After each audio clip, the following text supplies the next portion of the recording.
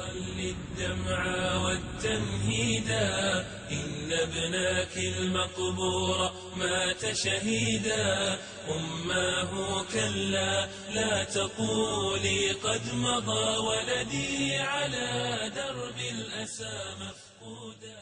La bataille de Khandaq, c'était le jour du fameux fossé. C'était le jour de Salman al-Farisi. En l'an 5 de l'Hégire, il y a un groupe de juifs qui voulaient voir disparaître l'islam. Ils en avaient marre. Alors, ils sont partis voir les polythéistes à la Mecque pour les engrainer à combattre contre le prophète alayhi salam qui était à Médine. C'était quoi l'astuce? En fait, ce qui devait se passer, c'est que les polythéistes de la Mecque, ils attaquent Médine de l'extérieur, et la tribu des juifs de Beni Quraïda, ils attaquent Médine de l'intérieur. C'était un plan infaillible et très judicieux pour exterminer les musulmans de Médine de façon radicale. Ils auraient été cernés de part et d'autre, et ils auraient sûrement perdu. Mais bien sûr, ça s'est passé autrement. Alors le prophète alayhi salam et les musulmans, ils étaient à Médine, tranquilles, et d'un coup, on les avertit qu'il y a une grosse armée suréquipée qui s'approche de Médine. Et là, ils étaient perdus. Khlas, ils ne savaient plus quoi faire. Ils devenaient fous, et d'ailleurs, Allah subhanahu wa ta'ala, il décrit cette bataille dans le Coran en disant إذ جاءوكم من فوقكم ومن أسفل منكم وإذ زاغت الأبصار وبلغت القلوب الحناجر وتظنون بالله الظنونا. Donc, imagine la scène.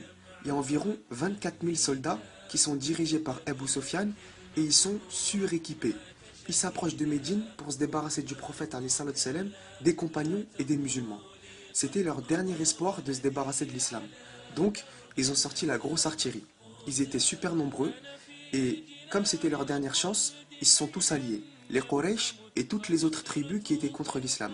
Imagine l'armée, 24 000 soldats suréquipés. Donc le prophète alayhi salam, il rassemble les compagnons pour réfléchir à ce qu'il pourrait faire pour s'en sortir. Et là, il y a un homme avec des longues jambes, les cheveux en pétard, il vient voir le prophète alayhi salam, et cet homme c'était qui? C'était bien sûr Salman. Alors Salman, il va au sommet d'une colline, il commence à regarder tout Médine, et il voit que Médine, c'est une ville entourée de montagnes, et qu'il y a seulement une ouverture pour pénétrer la ville. Donc en gros, Médine, elle était protégée par des montagnes tout autour, sauf un petit passage. Le passage que tout le monde emprunte pour sortir ou entrer dans la ville. Comme Salman, il venait d'Iran, et que l'Iran, avant, c'était la Perse, et que l'Empire perse, bien sûr, il est connu pour son armée et sa force. Donc Salman, il connaissait quelques stratégies de guerre que les Arabes ne connaissaient pas. Alors, il leur dit, c'est simple, Médine, elle est protégée par des montagnes, sauf ce passage. Donc l'armée, ils vont sûrement passer par là. Ce qu'on va faire, c'est qu'on va creuser un fossé qui s'étend sur tout ce passage découvert, et ils ne pourront pas nous atteindre. Et tout le monde s'est dit, c'est une idée incroyable, comment elle a eu cette idée, subhanallah, tout ça. Alors ils se sont tous mis à creuser un énorme fossé. Alors ils sont en train de creuser, ils creusent, et à l'endroit où Salman, il creusait la terre, il y avait un rocher qui les a empêchés de continuer à creuser. Et Salman, il était costaud, machallah. Alors il essaie de casser le rocher, mais il n'arrive pas. Les compagnons qui étaient autour de lui, ils essayent aussi, pareil, ils n'arrivent pas. Donc Salman, il va voir le prophète alayhi salam, et il lui demande s'il pouvait dévier le fossé. En fait, au lieu de creuser un trou en ligne droite, il voulait éviter le rocher et faire un petit virage en passant à côté. Alors le prophète alayhi salam, il va voir le rocher en question, il demande une pioche au compagnon, il dit Bismillah et il frappe de toutes ses forces.